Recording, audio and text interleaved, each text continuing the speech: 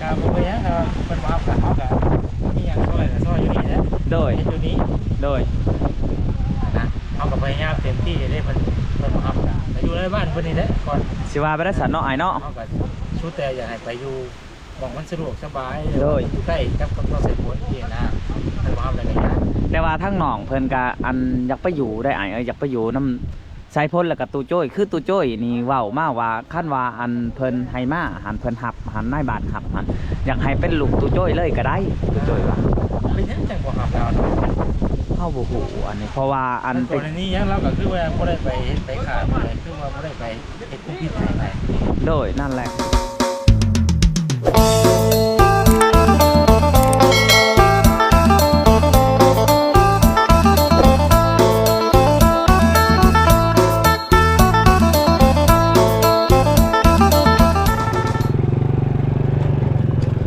หลังจากเข้ามาแต่กินก๋วยเตี๋ยวกับน้องอาเบยเนาะทุกคน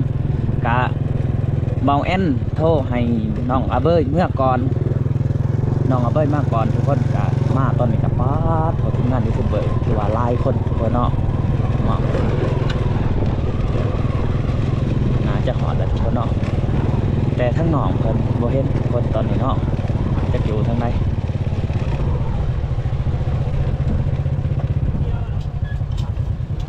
คนเลยสวัสดีไอ้โดยหอดปฏิกับหอยเลยทุกคนตอนนี้เนาะสวัสดีบ่าวสัญญาถิ่นเมืองชนสัญญาทีมเมืองชนโดยสัญญาถิ่นเมืองชนเอาสวัสดีไอ้สวัสดีอีกรอบหนึ่งป้าเถอะทุกคนตอนนี้เท่าว่าแห้วเลยเนาะแห้วบ่แม่นแห้วยังได้น้องบ่เห็นเนาะน้องเพิ่นให้ตัวไปใช้ไปหาเบาล่าบ่มันเบาล่าว่าโบแล้วว่าฉัน ถูกแล้วตกลงในได้บัตรนี่เวลาได้นัดน้องเพิ่นโม่บัตรนี่บ่ได้นัดคืออันทั้งเบาแอนในโทรมาแล้วก็ให้น้องเพิ่นมาหาบ่เจ้าเด้ได้ยินเสียงรถทั้งได้ยินเสียงรถบ่จื้อบ่เสียงรถเองเสียงเจ้าของชื่อแล้วเนาะจื้อบ่จื้อรถคือว่าเขาหักเขาเบี้ยวเด้ลุยสายลุยตำโตตำมีเขาหักเบี้ยนะยันล่มใหม่อีกจะขุดขับมาล่มใหม่เอาจิ๊บหายโบแตกจะมาจักแตกแล้วจะมาจักบ่น้องคนบ้านจักว่าเบิ้งอยากให้เบิ้งนี่กบแตกนี่วุ้โธใส่เบิ้งเจ้าของรถเบิ่งแล้วเสียงเบี้ยวแต่ทีนี้น้อยหนึ่งเบี้ยวแต่ทีนี้น้อยหนึ่งสิลองเบิ่งก็ได้โอ้ตกใจเบิดเอาบัดว้ายโอ้ยแม่นอยู่บ่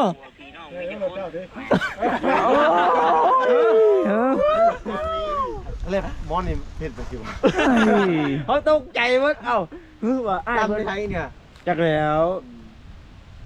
เอาเจ้าบริพาเราเห็นป่ะท่านบ่ได้ไปเห็ดตัวที่แสดงแล้วบัดนี้เอาเดี๋ยวเนาะช่วยเลยเขาช่วยเลยดิว่าอย่างนี้เลยบอสตกลงผสมกันในให้เบิ้งไม้นี่คือจับบาทขึ้นมาขับแท้ใช่เอานี่เอามาเบิ้งนี่เบิ้งก็เลยว่าเบาล่าพระอันนี่บ่ว่ะเสียงอันตรายเลยทุกคนเลยอันตรายทั้งทีมงานเอาสบายดีไอโอ้ไอแซนกามาทุกคนเลยโดยไปได้หูข่าวแล้วบ่ไอทั้งในหูข่าวแล้วหูข่าวอะไรไหนเนาะอันหูข่าวว่าอันทั้งในบ้านทั้งนั้นบ่หลับไปได้ในบ้านโทรมาหาวังกินีหลอดบ่โดยวังน้องสิออกมานี่ก็เขาบ่พรเพราะมองผู้สิมาน่ะว่าแสนโทรหาเพิ่นบอกว่าเมื่ออื่นเด้อข่อยสิประชุมลูกบ้านแหละข่อยสิให้คำตอบว่าซั่นน่ะตอนแรกเพิ่นบอกว่าแสนได้บัดโทรไปหาเบาลาเพราะว่าเขาเจ้าบ่หลับก็เลยอันสรุปให้ FC หูว่าเขาเจ้าบ่หลับเพราะว่ามันยากเพิ่นว่าอีกอย่างก็คนละเมืองยากแบบไหนเนาะจักเฮากับผู้คือกันอันนี้ต้องทำเบาลาเพิ่นบ่หลับแล้วเอ้าอันนี้ว่าเสร็จว่ะสิเฮ็ดไปได้เด้เอ้าแม่นบ่รถจับบ่นี่ขูดแล้วนี่ไอ้เอ้ยแม่นมีนะฮะที่ไปเชิญนึกว่ามันเป็นห้อยฮาร์ดโดยก็คือจังได้กาให้ทั้งอ้ายเพิ่นทำศึกษาใหม่เนาะทำใหม่ก็ว่าแม่นเนาะอ้ายเนาะแต่ว่าเขาเจ้าโทรมาแล้ว ว่าบ่หับหั้นนะก็เลยว่าเอ้าว่ะ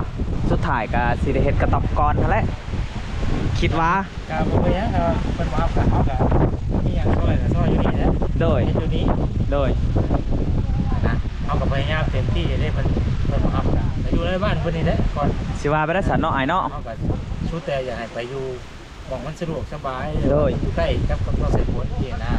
เพิ่นบ่ฮับแล้วก็ยาก แต่ว่าทั้งน้องเพิ่นก็อันอยากไปอยู่ได้อ้ายอยากไปอยู่นำสายพ้นแล้วก็ตู้โจ้ยคือตู้โจ้ยนี่เว้ามาว่าคันว่าอันเพิ่นให้มาหันเพิ่นหับหันนายบ้านหับหันอยากให้เป็นลูกตู้โจ้ยเลยก็ได้ตู้โจ้ยว่า เป็นหยังจังบ่ฮับแล้ว เฮาบ่ฮู้อันนี้เพราะว่าอัน กรณียังเราก็คือว่าบ่ได้ไปเฮ็ดไปขาดบ่ได้คือว่าบ่ได้ไปเฮ็ดคุกพิษให้ไป โดยนั่นแหละกระทั่ง FC ไล่ทานก็ว่าแบบเดียวกันกับอ้ายนี่แหละอันนี้ก็น้องก็จดใจนํแต่คือตอนนี้หันแหวเมื่อไหร่ทุกคนทาน้องบ่เห็น คือสมมุติว่าน้องเพิ่นเมืองเพิ่นน่ะ โดย มีผู้อุปการะเพิ่นนั่นน่ะแต่บ่ยากเรื่องชื่อดินชื่อดอนนั่นนี่บอกอ่ะ บ่มีปัญหาหน่อยเนาะ ว่าบ่ในเมื่อว่าเพิ่นบ่รับแล้วก็ทีนี้ก็สุดแล้วแต่ทางน้องเพิ่นนั่นแหละเฮาก็พยายามเตรียมที่จะได้อยากให้เพิ่นมาอยู่ใกล้กันที่นะ โดยอันคือประวัติของน้องก็มันเป็นแบบ4อ้ายตะกี้เนาะก่อนเขาสิบ่ฮับอันคือทางบ่าวสัญญานี่ก็ฮู้อยู่ทางในบ้านเพิ่นเว้า อันนี้ อัน นั่ง คือน้องหันเป็นว่าง่ายๆว่ามื้อสันติดเหย้าเนาะ มื้อยาวติดสันนั่นแหละไปสันแหละไปห้าหลักของชาวบ้านมากิน5หลักอันข้าวหลักน้ำมาแหละแต่ทั้งน้องเพิ่นก็เว้าว่าอันหลักก็เฮาบ่ได้หลักไปขายไอ้ แล้วกิน หลักกินพออิ่ม อาจจะว่าแล้วรักนี่คนบ่มีเนาะ โดยคนบ่มี ก็ต้องรักมันบ่ล่ะ แมน ว่า คือ ไปคอกะ โดย ไปคอกินกะเขาหัวคนนี้มาขอข่อยก็บ่ให้อ่ะ แมน อันน่าสาเหตุของมัน ใส่เหตุแบบสัตว์คือมื้อเช้านี่บ่าวสัญญาถามน้องเพิ่นเว้าหันจนน้ำตาอยากไหลได้อันเราเคยน้องเพิ่นว่าแบบนี้น้องเพิ่นว่าอันคือเฮานี่ไปทางไห้เพิ่นทางไห้เพิ่นได้เพิ่นทางไห้แล้วเพิ่นไปหากินหมากอันนั้นได้หมากว่าง่ายว่ามังให้สุกหันอ้ายมังให้สุกอันมงได้มันสุกแล้วเพิ่นจะอยู่นะหันจนกว่ามังให้อยากเมิดได้กินมังให้สุกแล้วก็ไปหากินหมักเข่งมันหล่นหันเด้หมักเข่งแห้งฮะกระทางไห้บัดแล้วมีมื้อหนึงอันหิวข้าวแห้งแล้วไปหลักข้าวเจ้าเตะเกือบตาย คือสรุปแล้วมื้อนี้น่ะน้องเพิ่นน่ะคือจะได้ไปอยู่บ้านเงินอยู่บ่ อันบ่ได้อยู่ บ่ได้อยู่ คือทั้งอันนายบ้านเพิ่นโทรมาว่า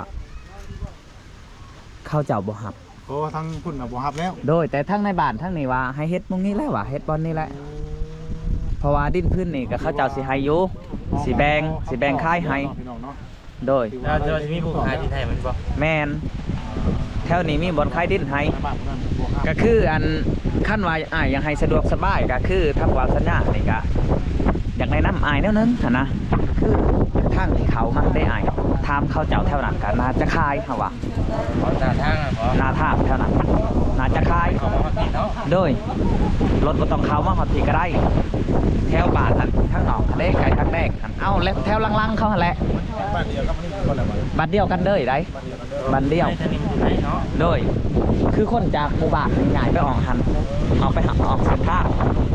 และน้องนี่ก็แต่พอใต้ก็เลยหล่อนไปเลย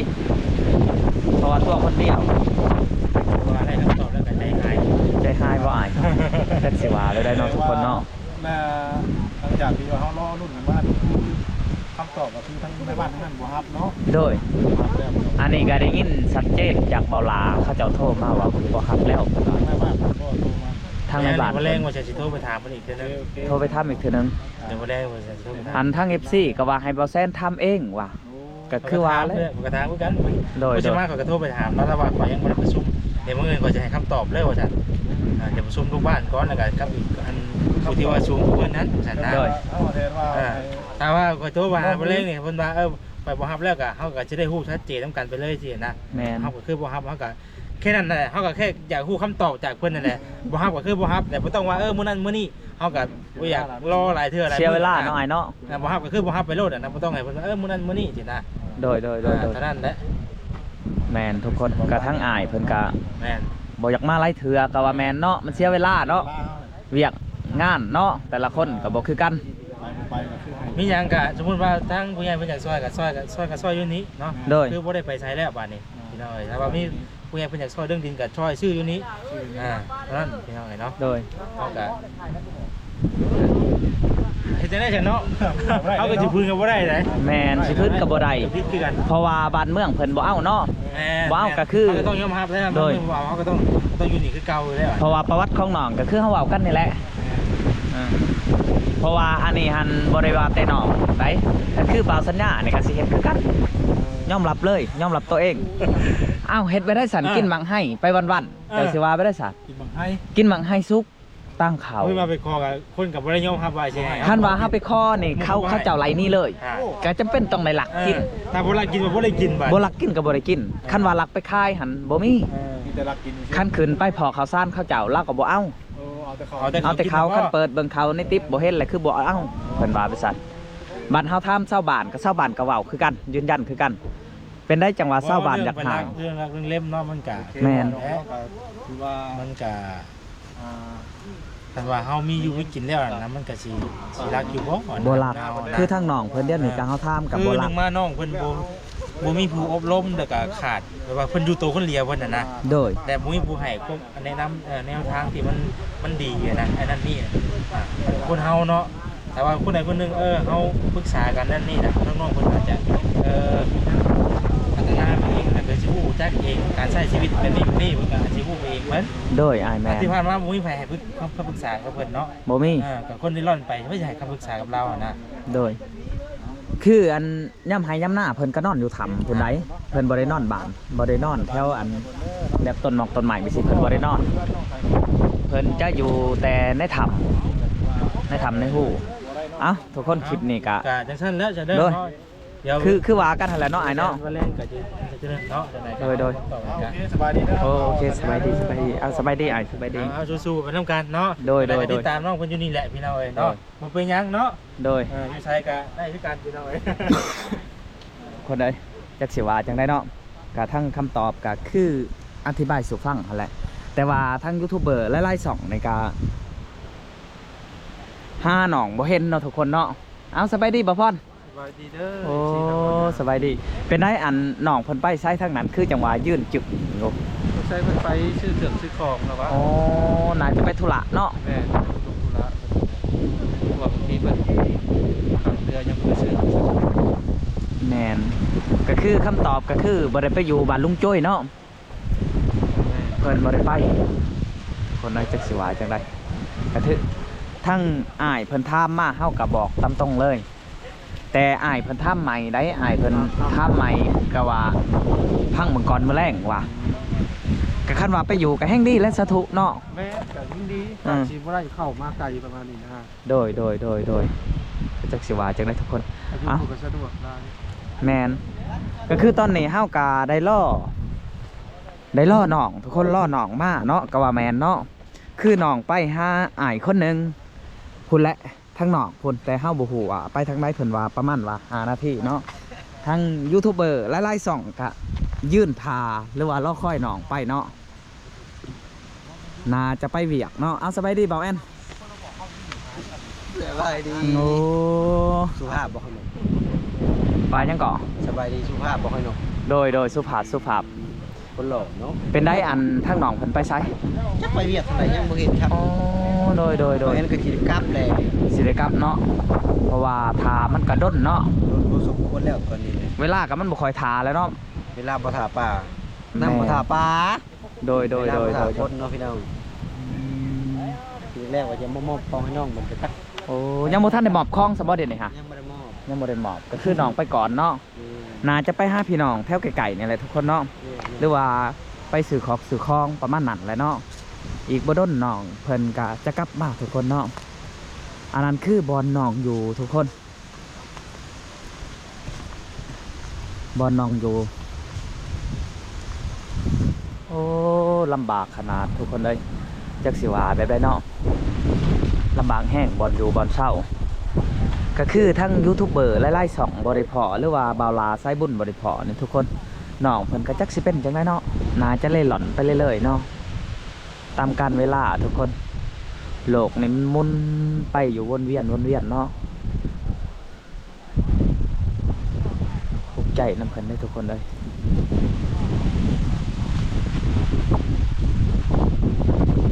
ทางเบาพอดกะปรึกษากันบอลอยู่บอลนอนของหนองเนาะก็คือทั้งบ้านเขาเจ้าบ่หับกัน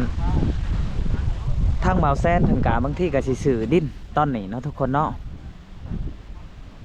เอาทุกคนคลิปนี้กับบ่มีหยังหลายเนาะจังได้ก็ฝากไปติดตามคลิปต่อไปเนาะคลิปนี้ขอกล่าวคำว่าสบายดีทุกคน